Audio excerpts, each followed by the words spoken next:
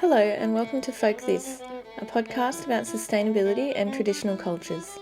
I'm your host, Dr. Catherine Roberts Parker, and I'm joined each month by my co host, Ben Edge, as we meet people around the globe who are focused on connecting with and preserving the natural world in their folk practice. This is episode 2, where we hear from Gabriel George of the Tsleilwaututh First Nation in North Vancouver, Canada. We know you'll find this one really special. Enjoy. Hi everyone, welcome to the second episode of Folk This. Now today we're really excited to be able to speak to Gabriel George from the Tsleilwaututh Nation in North Vancouver, Canada. So I'll just give Ben a chance to introduce Gabriel now.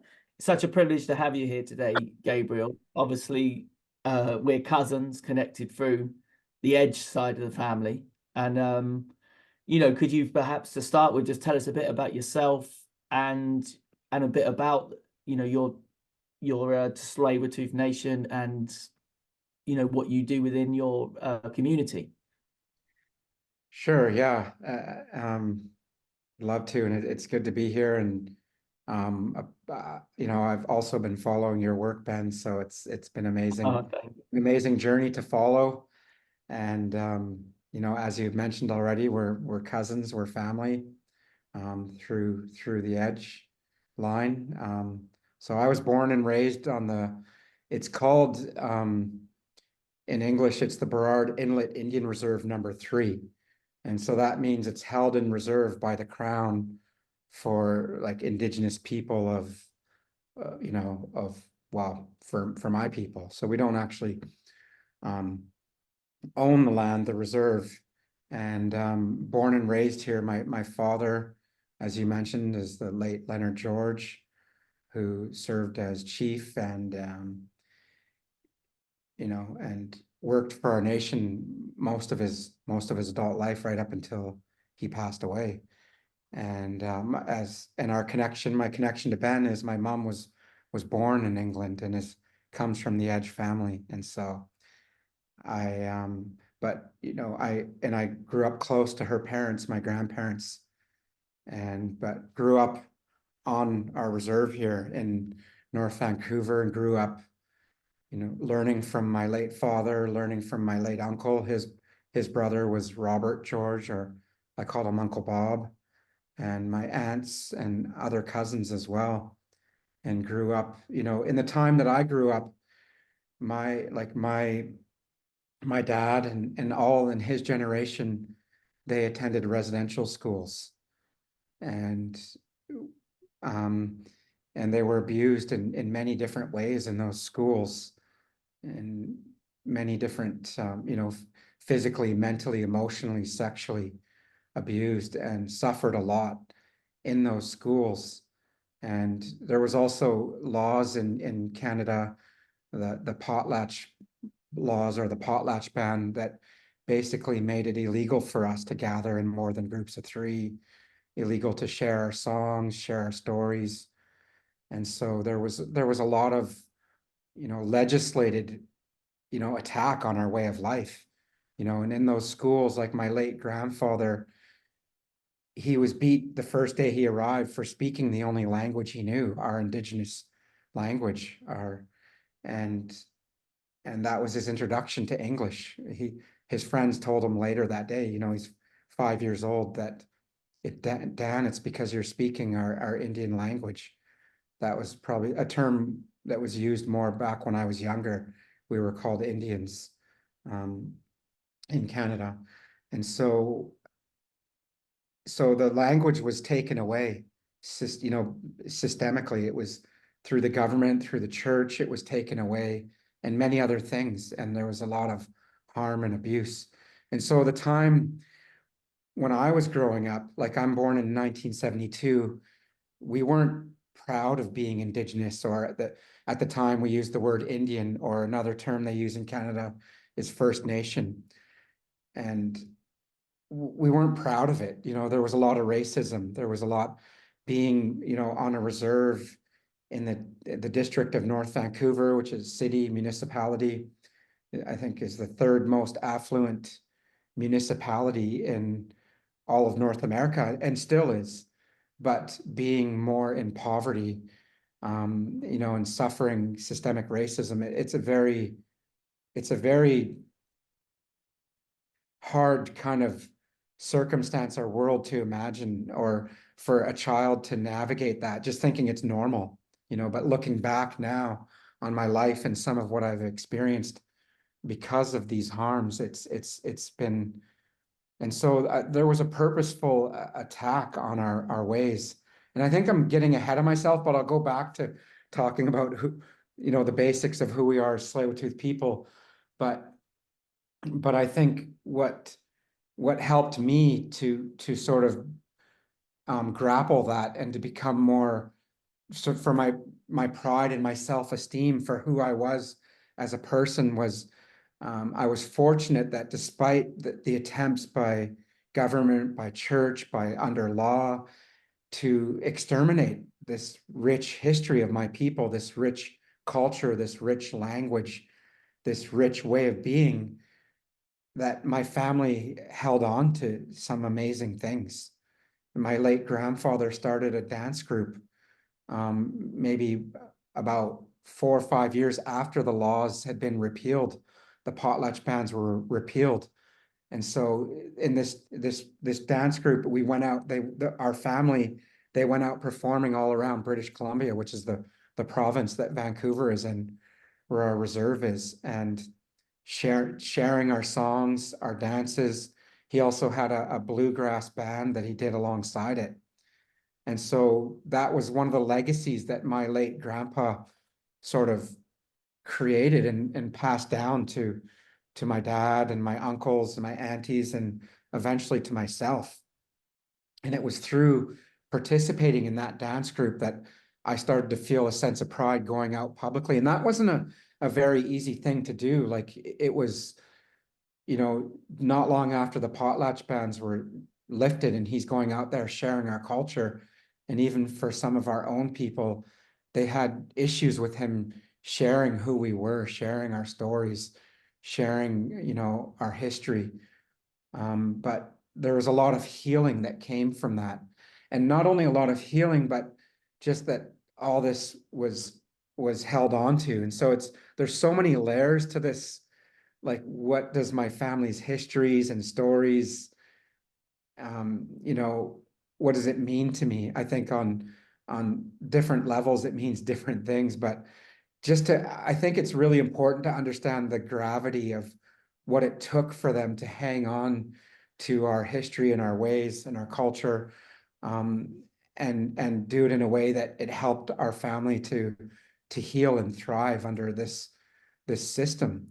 And so, in that culture, just like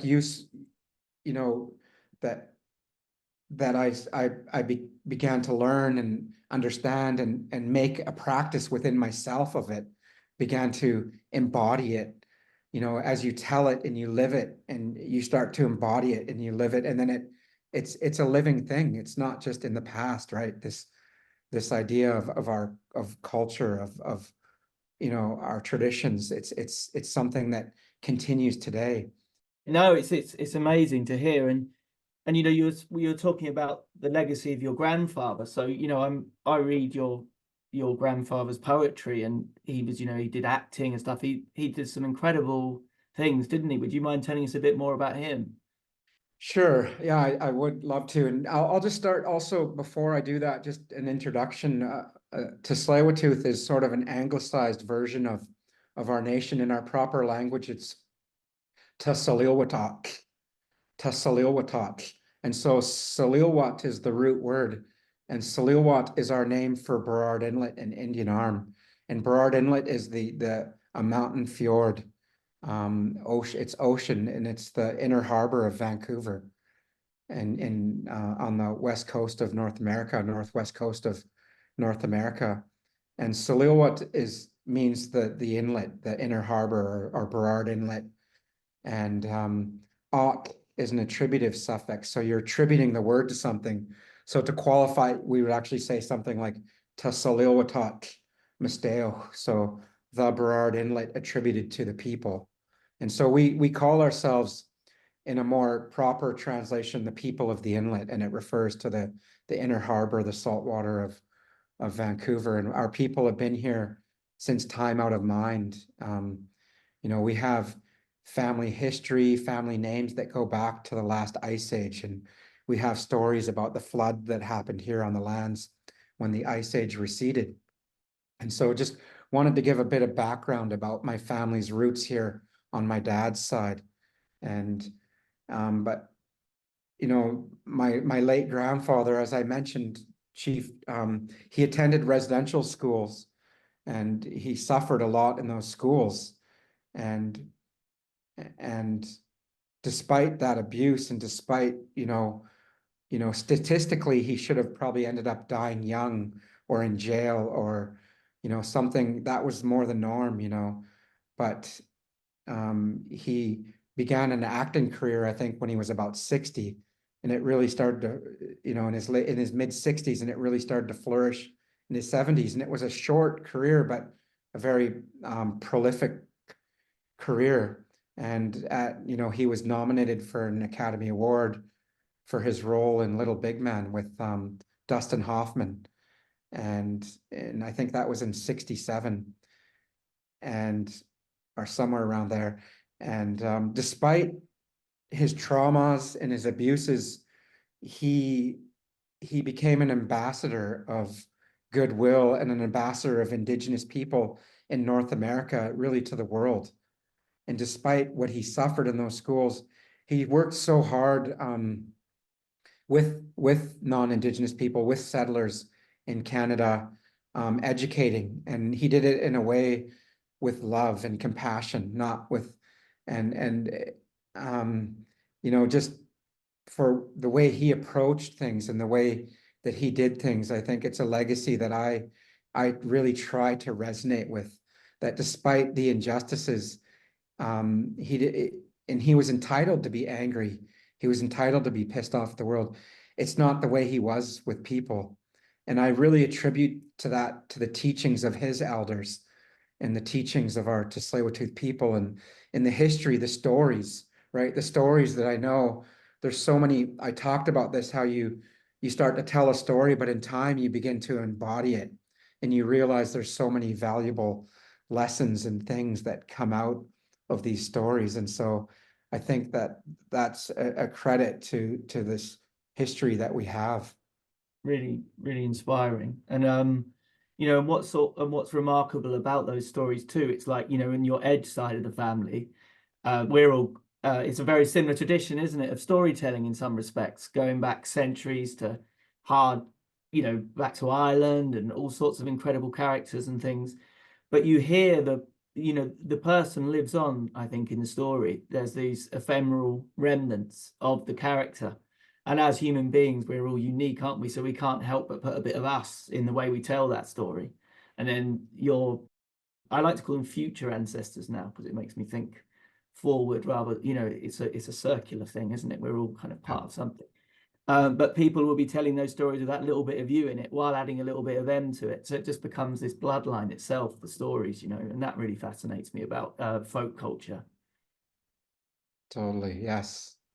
Yeah, thanks so Yeah. much, Gabriel, for sharing all of that that background, and just to acknowledge the generosity of the Tsleilwaututh people to share those elements of your culture and your traditions, despite everything that you've been through as a people.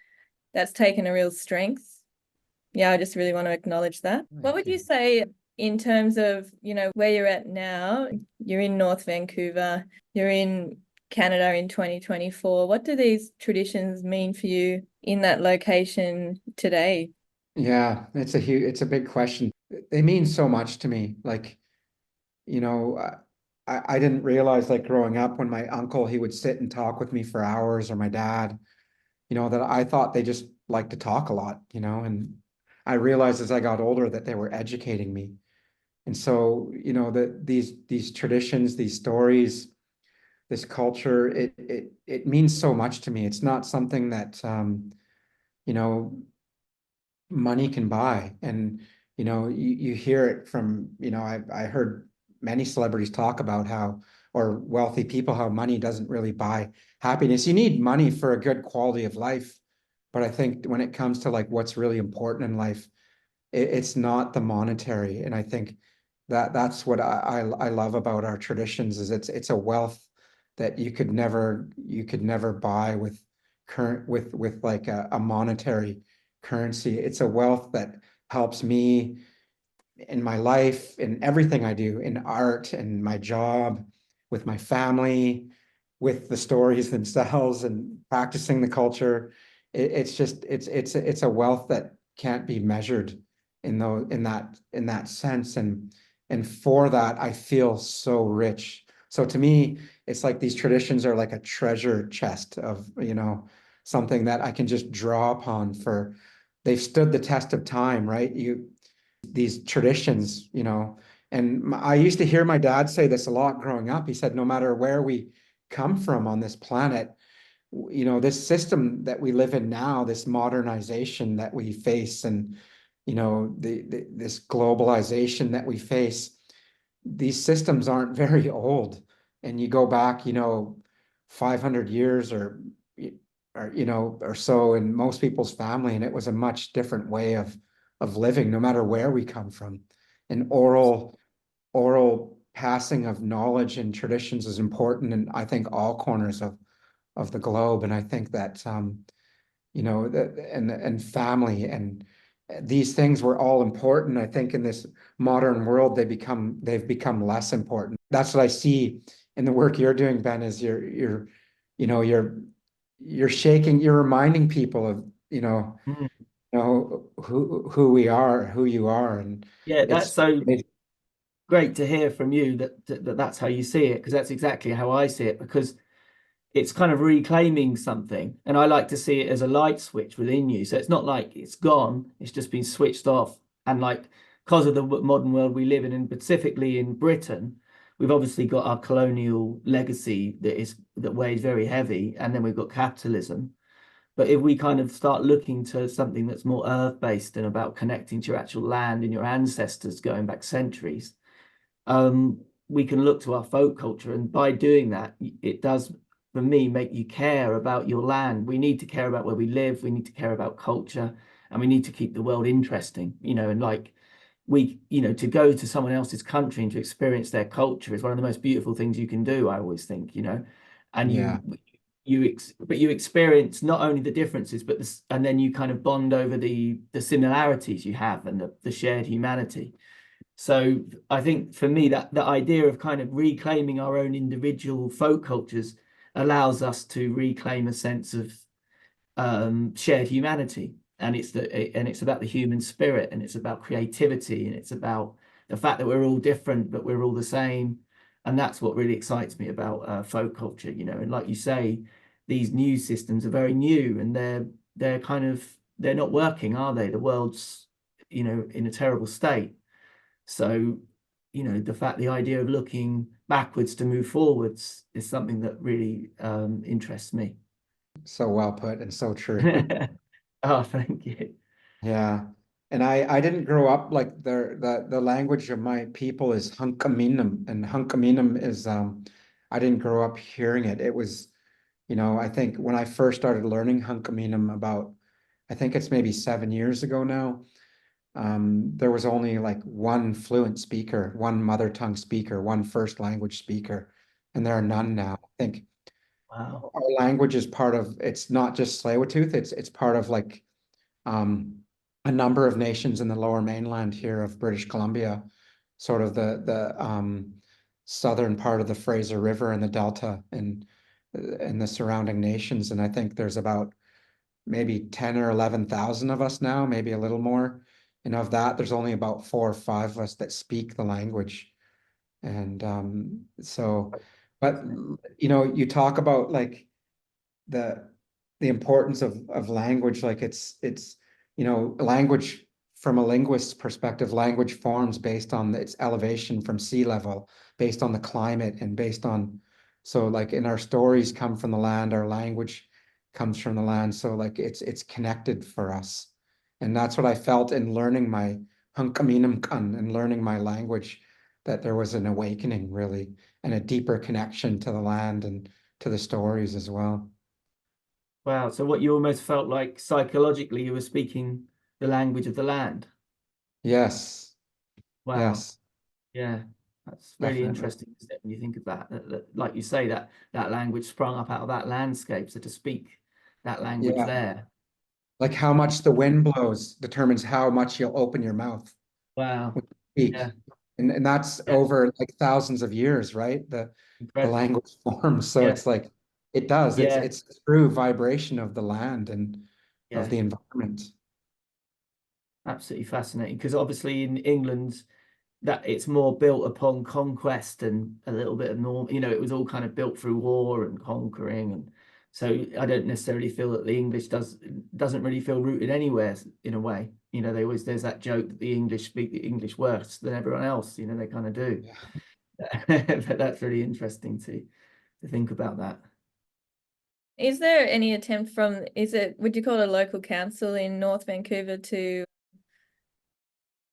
teach your languages, or is that kind of not something that's happening yet? Because say like here in Sydney, I know the language of the Gadigal people in the city of Sydney is now being taught in some schools, and there's a bit of a push for some of the language to be shared with non-Indigenous people as a way of sort of connecting with the people. Is that something that's happening in Canada, or is it?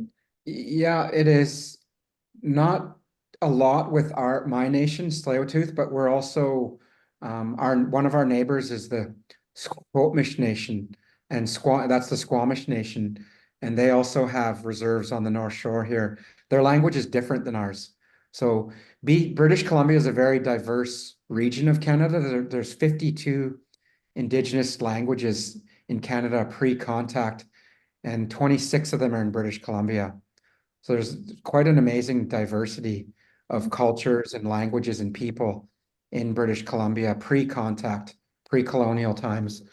And but our neighbors in Squamish, they do work in some of the local high schools and some of the local elementary schools as well, some of the local schools. And they also have a program at one of our local universities. Our neighbors in Tawasin, who are Hunkaminam speaking as well, they're on the south side of the Fraser River, not far from Vancouver. And they also have done some programs through university. So there are relationships like that. And we do teach language in our community. Like there was, really when you think about it, billions of dollars spent eradicating the language that was spent in the residential schools, and the funding for the language, it's not very much, and it was kind of growing a bit, but it's sort of it ebbs and flows. I think it's on the downturn right now a little bit, the funding that's available for it. But we're fortunate in our nation that we get funding for it, but also our nation is willing to spend sort of our own source revenue on language, seeing the importance of it. Yeah, wow. Is there anything, whether it's your language or something in your creative practice that really kind of demonstrates this ancestral connection to land that you have, that you would be willing to share for us here on the podcast today? Just something that sort of illustrates like all the richness that you've been talking about. Definitely, yeah. I would like to share a story, and I think it kind of encapsulates sort of everything that we're talking about. And one of my ancestors, his name was Watsuk, and that was my great great great grandfather. And he was a warrior, and so he helped, like there was in pre-colonial times there was a lot of warfare on the coast, a lot of like what we consider ourselves sort of the southern people of our region, and fighting with a lot of northern people. But in time there was kind of a peace. And then what had happened was, in this part of North America, is 20 years before we saw the first European ship come into our waters, which I think was like 1792, somewhere around there. So that's like 300 years after Columbus, before the first time we saw any European people. But 20 years before that first ship came, 90% of the indigenous population was wiped out by disease, by smallpox that came from Europe by way of Mexico City and spread up through the indigenous populations. So that was 20 years before. So in Tsleilwaututh, my people in particular, we went from about 10 or 12,000 people down to, my uncle said, about 24 people. Oh. And so we were decimated, and those diseases were on purpose. They learned in the, fighting on the east coast of Canada and the east coast of North America. Like, it was very hard for them to fight indigenous people on their own lands. They didn't understand our guerrilla tactics, and they didn't know the lands. And so, the British Army, the French Army, the American, they couldn't do it just straight. If you learn about like the Huron Confederacy or the Mohawk the Iroquois confederacies, they were quite powerful and very difficult to beat. But what they learned is through disease and through the cutting off of resources that they could begin to eradicate our peoples. And if you look at what they did to the buffalo on the plains of North America, and that was part of that was to eradicate the plains indigenous culture, the plains culture there. And so that smallpox came, and so colonization was perfected by the time it almost 300 years later, when it reached our waters. And it was a Spanish ship, I believe it was Galliano, and there records of my people, my family going out there to meet them. And so I'm kind of going a little off your question, but I'm going to get back to your question now. And so just to give perspective of like my great grandfather, what the loss he saw, the loss that he was on the tail end of. He was a warrior, but he was also kind of like, in our language, the word we might use is like shwanam. And shwanam in English, maybe you'd understand it as a shaman or a healer or a medicine person. Our people, our elders translated as an Indian doctor or a healer. And he had this gift where he could talk to the animals in the water, like the salmon could understand him, the killer whales, the seals, all of them. And there was different stories. There was one where two young boys were killing salmon there's a river at the top of Burrard Inlet in Indian Arm. It's called in our language in Tsleilwaututh, Stotlow, so which is kind of translates as the river of the Tsleilwaututh people, or the river of the Tsleilwaututh, maybe. In English now it's been named Indian River, and they were killing salmon before enough of them had gone upstream. And so when Watsik saw this, he went and told the boys, you can't do that. And he told them the importance of making sure you conserve the salmon, make sure enough get upstream before we harvest or kill any. It's too soon in the run. And they listened. I said, okay, grandfather, and they agreed. But the next day they found themselves playing at the river again and killing the salmon for fun. And he got upset this time, Watsik, and he went down to the river and he stood in the water and he was yelling really loud in our language. And by the time he was done yelling, all the salmon had left. And back in this time, like you could almost walk across the river on the backs of the salmon. It was so full. And to see that food source leave, it was scary for our people. It's one of the reasons there's so much diversity in British Columbia, is because of the salmon. Anthropologists describe our cultures as some of the most advanced cultures in the world to develop without the use of agriculture. And really, the salmon was a keystone in that lifestyle. It allowed for such a rich lifestyle and culture. And so what it meant is our people could stay in one place over thousands of years. And that's why there's so many languages in such a small area. You could literally walk, an hour and be in a different language sometimes.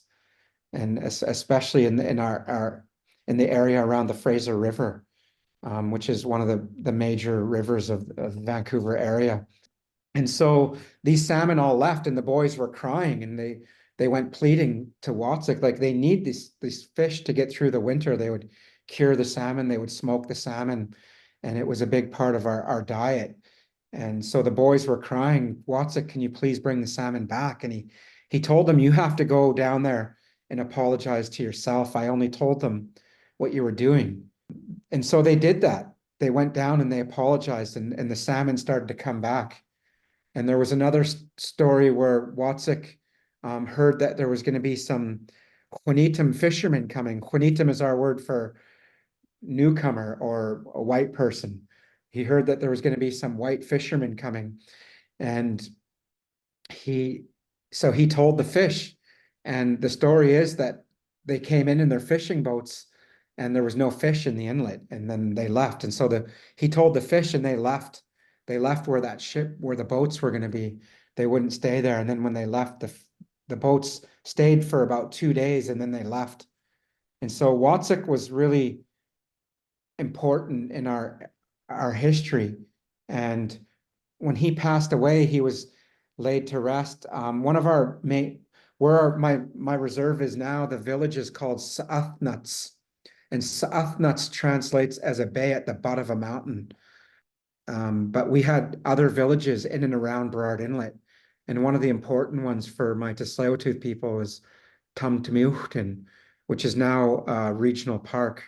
Metro Vancouver, which is it's sort of like Greater Vancouver. There's, all the municipalities that are in the Lower Mainland were part of the Greater Vancouver Regional District. It's now called Metro Vancouver, and it's a park under Metro Vancouver, but it was one of our most important village sites.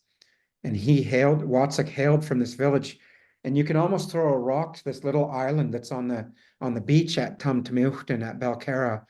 It's on the south shore of Burrard Inlet, near the city of Belcara and the city of Port Moody, kind of. And there's an island there. It's called Boulder Island in English, but in our language, it's called Talls. Tall means going out to sea. So going from like the beach out to sea. And this island is called Talls. And he was laid to rest there. And what had happened though, some years later is we lost control of much of our land and our territory, and that island became somebody else's. It became private, and they were called they called upon our people to remove his remains from there. And so what they did is they went to that island, and where our reserve is now on the North Shore, they put his remains in a canoe and started to paddle him towards where our village is now. And as they were paddling to call Shalomson ni test to Snuckwash ni Snuckwash to test to Tsleilwaututh Misteo. And so these two killer whales came beside the canoe as they were paddling them towards where our village is now. And when it got too shallow for the killer whales, they stopped with their heads up, and the canoe continued on, and it beached. And the story is the killer whales sat there with their heads up until they brought his remains up out of sight. And they weren't allowed to bury him in our cemetery because he wasn't baptized. And so the archbishop of our area wouldn't allow him to be buried and put inside our cemetery. So sadly, one of our most important Tsleilwaututh people, he was outside of our cemetery, put outside of our cemetery. That has since been remedied, but nonetheless, that was the dignity that was given to him at that time. And once his remains were out of sight, the story is those killer whales, they didn't go under and they didn't turn around, but they backed out of Burrard Inlet. They backed all the way out, and then they didn't come back at all. The only time they came back, one of his sons, Gus Denny, passed away. Gus Denny would be my great-great-grandfather's brother. And when he passed away, some killer whales came in Burrard Inlet. And some of the elders said that people that come from the killer whale, when they pass away, the killer whales will come in and to see them off. And then when my late grandfather passed away, Chief Dan George, the killer whales came in. That was in 81. And then I think his brother passed away in maybe 93. Paddy George, he was affectionately called Paddy. His proper name was Herbert George, and he was a master canoe builder. And when he passed away, some killer whales came in. And so that time when that happened to Wotsuc and the killer whales left, that's when industrialization and urbanization and colonization started to peak for our people. There was a mass deforestation of Vancouver, all these giant, old growth cedar trees. They were, thousands of years old, and it would take 10 men. My grandpa said 10 men holding their hands to go around the base of one tree. And all this was wiped out. The land was eradicated. The wolves were chased off our territory. The elk, Ayits in our language is the elk, and Stakaya in our language is the wolf, and many other animals. The trees were devastated.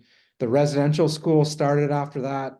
Our languages were wiped out. And so for our people, those killer whales leaving were sort of foreshadow of just the great harm that was coming. That's the way we see it now.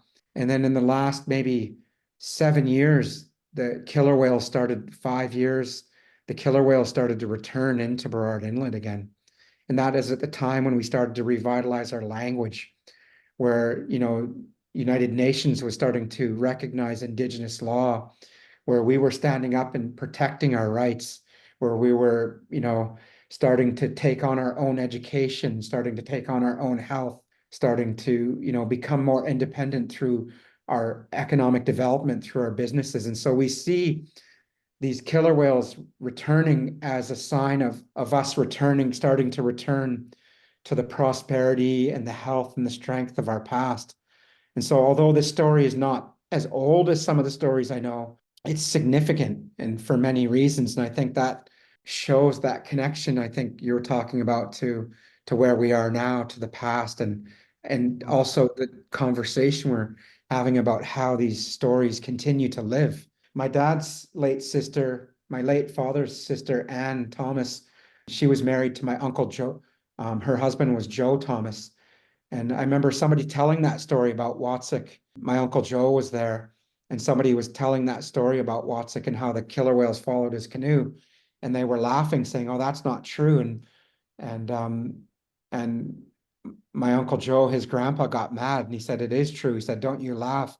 He said, "I was standing there on the beach that day and I saw the canoe come in. So don't you ever laugh at that." Amazing. Like you say, that really says it all. It's all to do with our responsibility as well with the environment. There's that relationship between all creatures, the river, and like you mentioned, the story of the salmon, the idea that you could walk over the richness of food, and you think, how tragic it is that these, such a rich culture could have been so, the benefits of it so overlooked by this apparent more sophisticated European culture. And now it's as if we're having to all think, how the hell can we reverse the damage done here? Even in the work that I do in Britain, like looking at the kind of folk cultures and stuff, you have a lot of these practices were practiced by most people. You had the May Day games and things like this, and you'd also had the knowledge of the people that used to use the herbs and the things that they would know how to, the medicinal values of foraging and things. And it was all to do with the Lands Rights Act. And it was really the same people that were colonizing the world. In some respects, they colonized their own country, the peasants class, and they literally would starve them out of, by taking land away. And all of those beautiful practices were lost, but actually some people have managed to keep them alive. And, that idea that through those stories, that in some respects, they're the only reason that some of these practices do get to live. And that's just through the power of storytelling. And I just find that remarkable wherever that is taking place, but specifically with the stories you're telling, because like you just said, that, the killer whales have been seen again. And that is to do with you practicing your own languages, and it's as if, like you said, everything's coming back together and clicking as one again, so there is hope. Yeah. And it, and that is kind of what we're trying to achieve here, isn't it, Catherine, with this idea of folk this, we are the land is the subtitle. We are, where else are we from, and what else do we connect with, no matter where you live and in the world, Yeah, and I think that specifically we have a lot to learn from people like yourself, Gabriel, and the Tsleilwaututh. Absolutely. Who've been able to press on despite like extreme adversity to hang on to your stories, to develop new stories, which, like you've just been saying, really show this connection to land that you have, and that we all can learn from that and work against the system that we're in, you know, to find our humanity and what brings us together. Yeah, so I really want to thank you for sharing all of that. It's You know, it's really remarkable, and also just the compassion and forgiveness is remarkable, I find, because we all want to practice that, but to actually have been through as a nation, to know what's happened to your ancestors, and even in your own life, to be living, breathing examples of that, rather than just an idea that we're trying to fulfill, but to actually be embodying that is, you know, is so inspiring. Yeah. Yeah. And I think in that, you know, embodiment, like I said, you know, I inherited like this whole, these songs and these dances from my grandfather. Some of them were quite old, and some of them were songs that he had come to him in his time. And some of the stories were old, but I think in that practice, you know, myself, even like, I think maybe 3 or 4 years ago, I had a number of songs come to me over the years. And so eventually I took all these songs and we worked out dances for these songs, and then found another way of telling our history and our stories through these newer songs that had come to me, that probably aren't newer, but songs that had come to me. And so like that, you know, the practice continues. So as I said, to Tsleilwaututh, it means people of the inlet. And that refers to the saltwater, the inner harbor of Vancouver. And it's the southernmost mountain fjord on the west coast of North America as well. There's no other mountain fjords that are south of this fjord. And so the story that I learned from my late father, Leonard George, he said that our first ancestor was transformed from a wolf into a young boy. And as a young boy, he traveled all around the shores of Burrard Inlet, learning from all his relations. He learned from Meemock, the little birds, when the berries were going to be ripe high up in the mountain.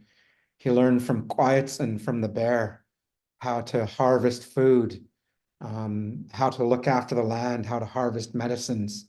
And also learned about spirituality from the bear, because the bear hibernates and spends a lot of its life in the dream time. And he learned from the salmon about the cycle of life. The salmon will begin its life in a small stream and make its way out into the ocean and travel the highways of the ocean, and a number of years later come back to that same stream to give life and to die. And every time he learned something new, this young grandfather of mine, he would go to this promontory, this cliff that overlooked Burrard Inlet, and he'd tiwish to Chicha. He would pray to the Creator. And Itsin Siatala, he'd give thanks to the Creator. I'm grateful to you for what I've learned on this day. And he grew in harmony, and he grew in strength with everything around him. And he was all around Burrard Inlet, and all these Smamayath, all these animals were his relatives. The trees were his relatives. And he grew to be a young man. And in this time of his life, he was going through this transition of becoming a young man. He looked around. He said, I'm not the same as everyone around me. He noticed he has no feathers, no fins. He's the only one that walks on two legs. He said, I have no children, no young ones coming behind me. And he was he was crying. And soon he felt, he never, in the whole time he'd been in the inlet, he'd never felt alone, but he felt very alone in that realization. And that loneliness, it turned into frustration. That frustration, it developed into anger, which he had never experienced like this before to this level. And so he went back to this promontory. He was going to curse Chicha Siem. He was going to curse the Creator. But before he could do that, he received a vision. And in that vision, he was running, and he heard a voice. The voice said, run. And so he started to run. And when he got to the edge of that cliff, he heard the voice again, and the voice said, jump down towards the ocean. And so he did that. He jumped down.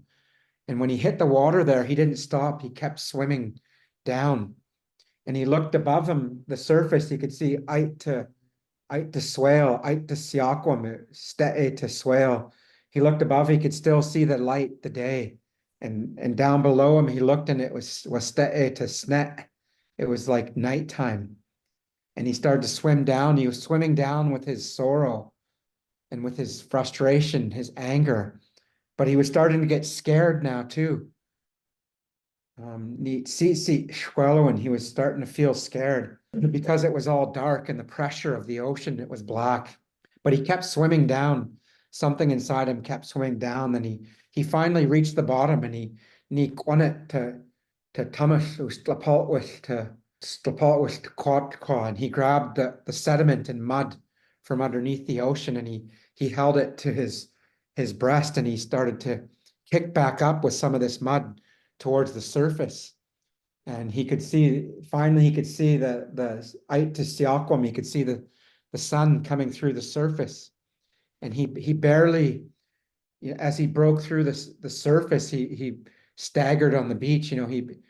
He barely had any breath left in him as he staggered around on the shore. And when he finally got enough strength, he nems to chapeas, he went to the cedar tree, tiwis to chapeas, echum tzawat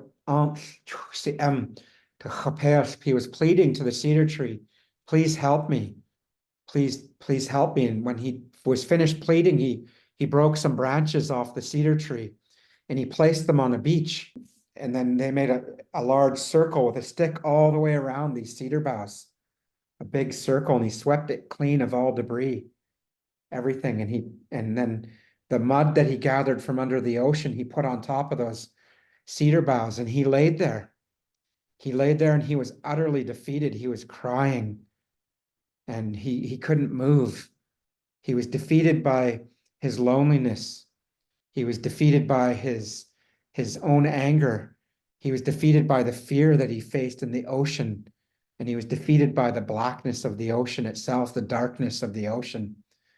And in his defeat, he laid there and he heard a voice, eat it. He heard this voice, go to sleep. So he did that. He closed his eyes as he was sobbing. He closed his eyes and he went to sleep on the beach. And he slept all through the night. And uit to netash, in our language, netash is the time of day when the sun isn't above the horizon yet, but you can see the light. And when it was uit to netash, when it was that time of day, he began to stir a little bit in his sleep.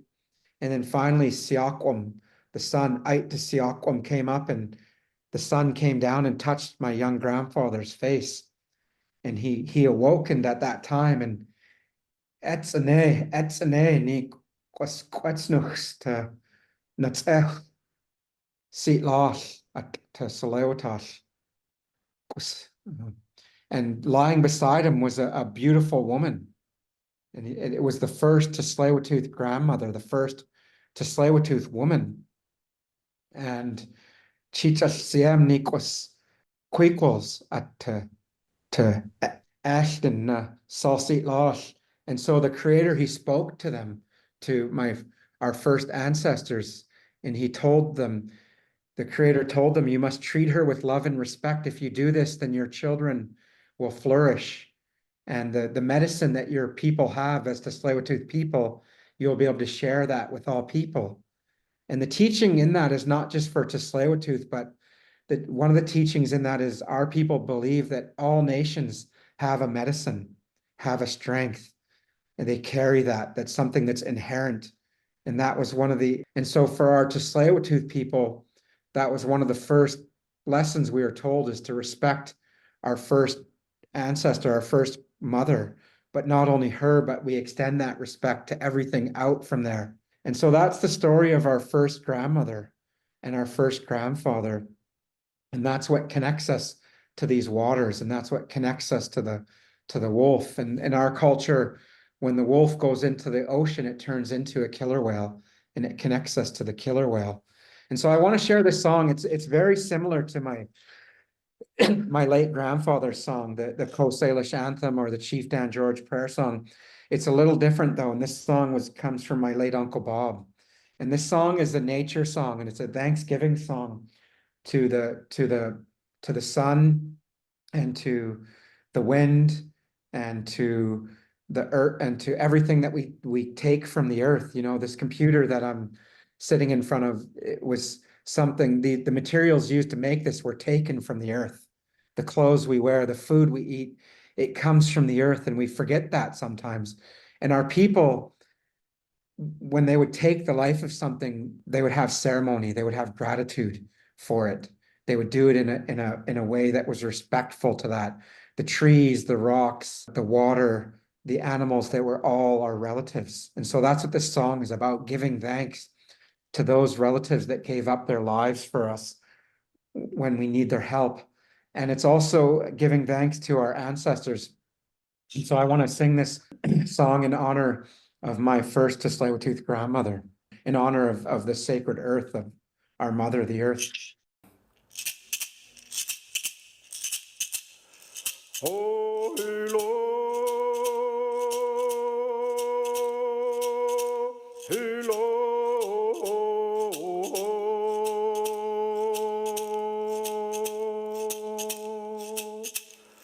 Oh, hello, hello.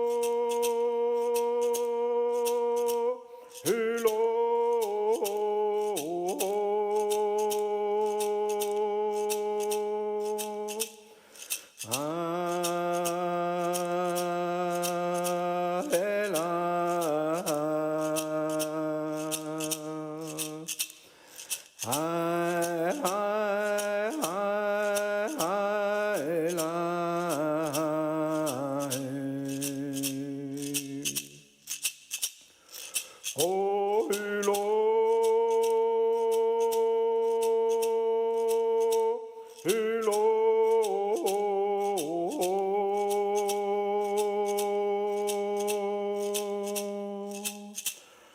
Oh, hello, hello.